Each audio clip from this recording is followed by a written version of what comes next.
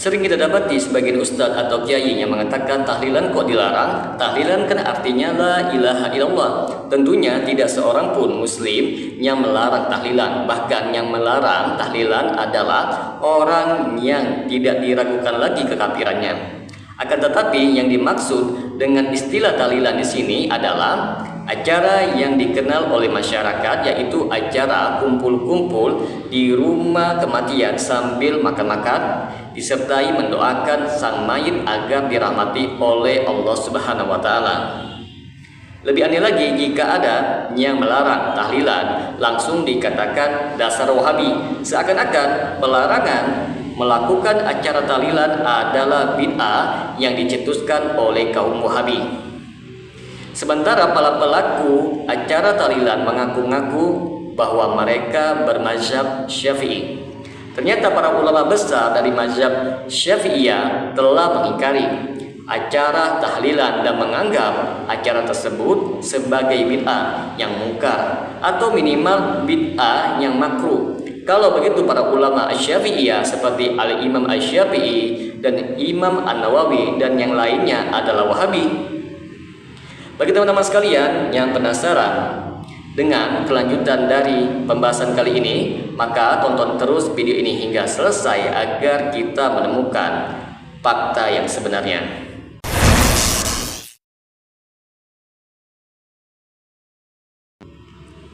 Assalamualaikum warahmatullahi wabarakatuh. Berjumpa lagi dengan saya Rio Mulyadi di channel Manhaj Dakwah. Pada episode kali ini kita akan membahas tentang hukum tahlilan dalam mazhab Syafi'i.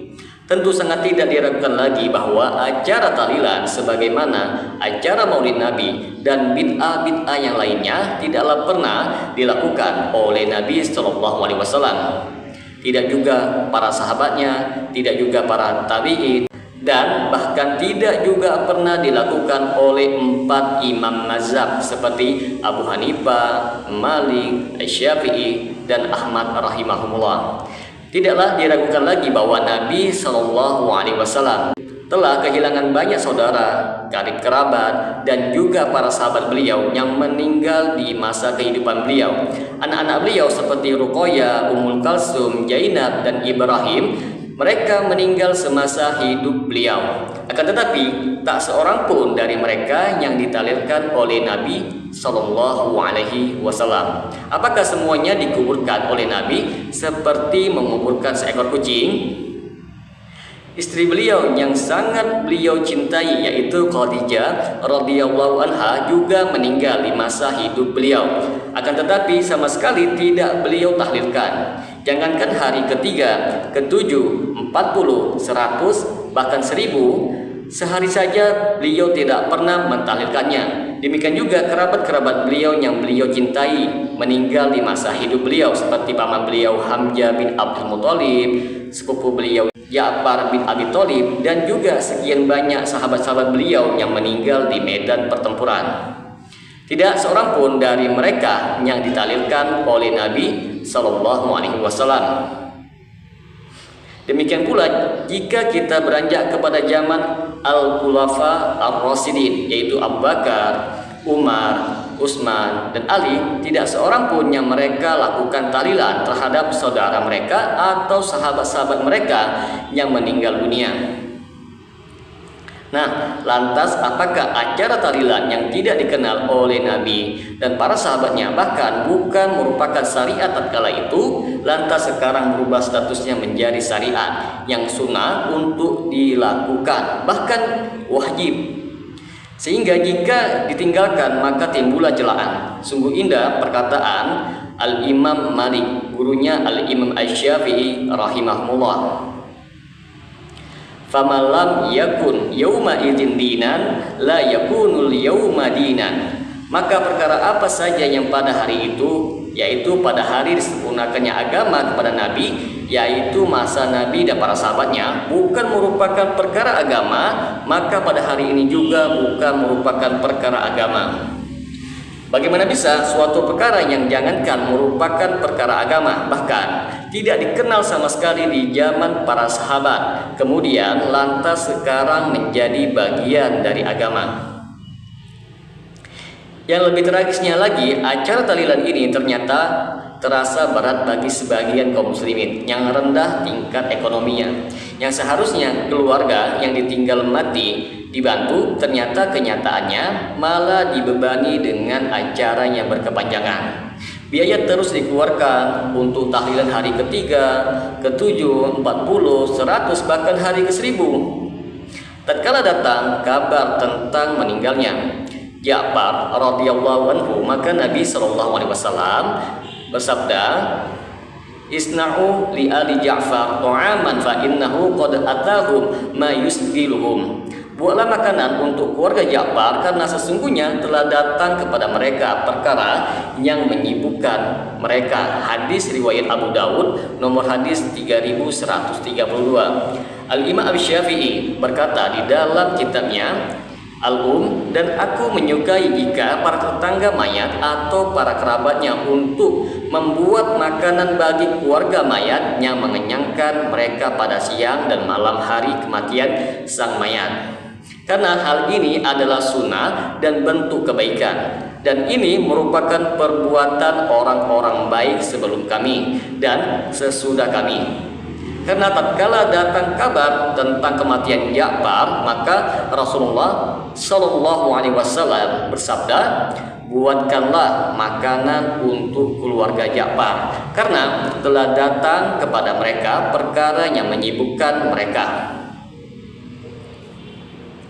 Banyak hukum-hukum dari mazhab Syafi'i yang menunjukkan akan makruhnya atau bid'ahnya acara tahlilan. Di antaranya ialah yang pertama, pendapat mazhab Syafi'i yang utama, yaitu yang menjadi patokan adalah dimakruhkan bertakziah ke keluarga mayit setelah 3 hari kematian mayit.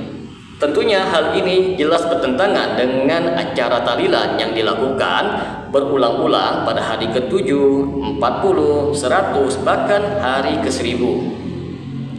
Al-Imam An-Nawawi rahimahullah berkata di dalam kitabnya Al-Majmu' Syarah Al-Muhajjab pada jilid 5 halaman 277. Para sahabat kami, yaitu para fuqaha dari mazhab Syafi'i, mengatakan dan makruh takziah yaitu melayat setelah 3 hari, karena tujuan dari takziah adalah untuk menenangkan hati orang yang terkena musibah, dan yang dominan hati sudah tenang setelah 3 hari, maka jangan diperbarui lagi kesedihannya. Dan inilah pendapat yang benar, yang ma'ruf. Setelah itu Al-Imam An-Nawawi menyebutkan pendapat lain dalam mazhab Syafi'i, yaitu pendapat Imam Al-Haramain yang memperbolehkan takziah setelah lewat 3 hari dengan tujuan mendoakan mayat. Akan tetapi pendapat ini diingkari oleh para fuqaha mazhab Syafi'i itu sendiri.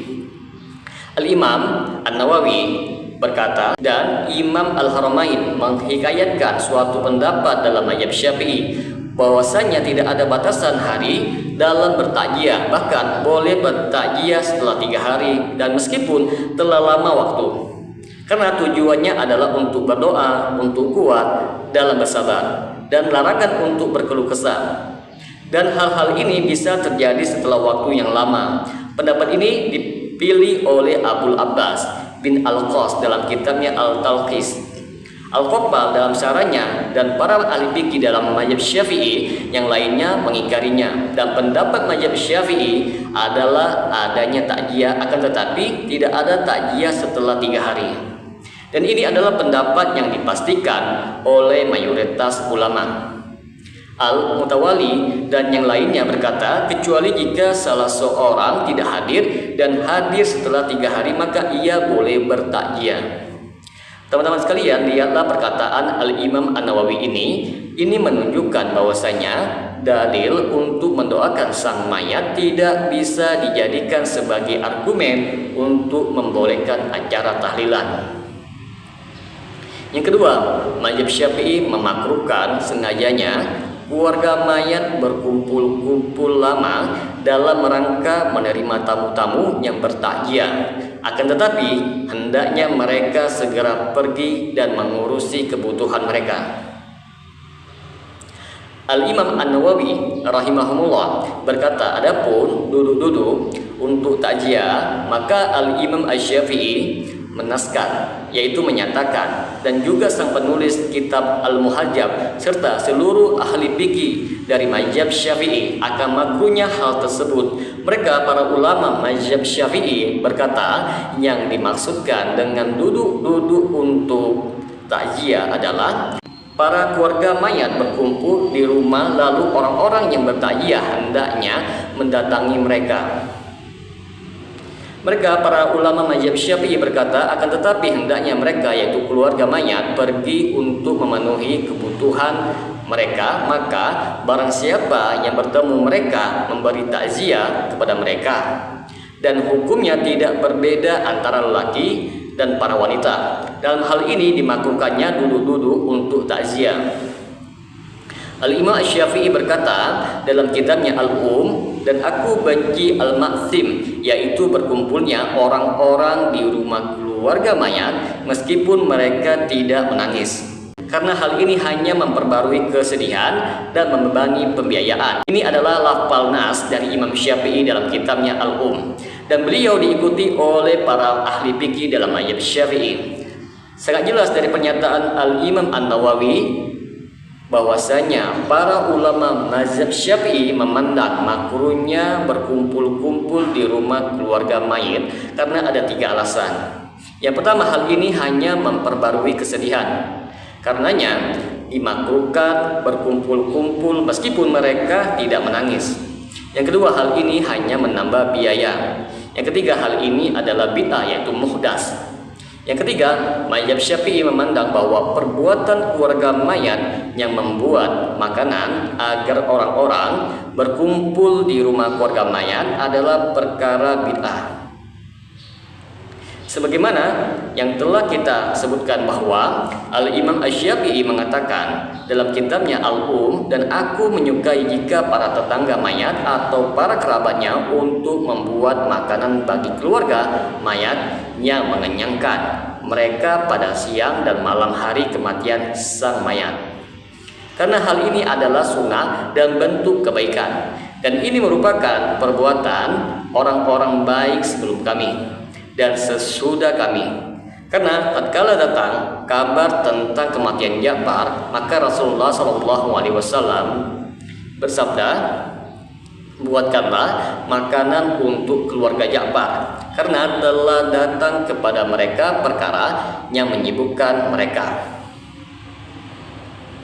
Akan tetapi jika ternyata para wanita dari keluarga mayat bernihaya, yaitu meratapi sang mayat, maka para ulama dari mazhab Syafi'i memandang tidak boleh membuat makanan untuk mereka, yaitu keluarga mayat. Al-Imam An-Nawawi rahimahumullah berkata, para sahabat kami yaitu para ahli fikih mazhab Syafi'i berkata, jika seandainya para wanita melakukan nihaya yaitu meratapi sang mayat di rumah keluarga mayat, maka tidak boleh membuatkan makanan bagi mereka, karena hal ini merupakan bentuk membantu mereka dalam bermaksiat. Perlu kita ketahui bersama bahwa penulis kitab Asy-Syamil dan yang lainnya berkata, adapun keluarga mayat membuat makanan dan mengumpulkan orang-orang untuk makan makanan tersebut, maka tidak dinukilkan sama sekali dalilnya. Dan hal ini merupakan perbuatan bid'ah, tidak mustahab atau tidak disunahkan, bahkan tidak dianjurkan. Argumen untuk pendapat ini adalah hadis Jarir bin Abdillah radhiyallahu anhu. Ia berkata, kami memandang berkumpul di rumah keluarga mayat dan membuat makanan setelah dikuburkannya mayat termasuk nihaya. Diriwayatkan oleh Ahmad bin Hambal dan Ibnu Majah dengan sanad yang sahih.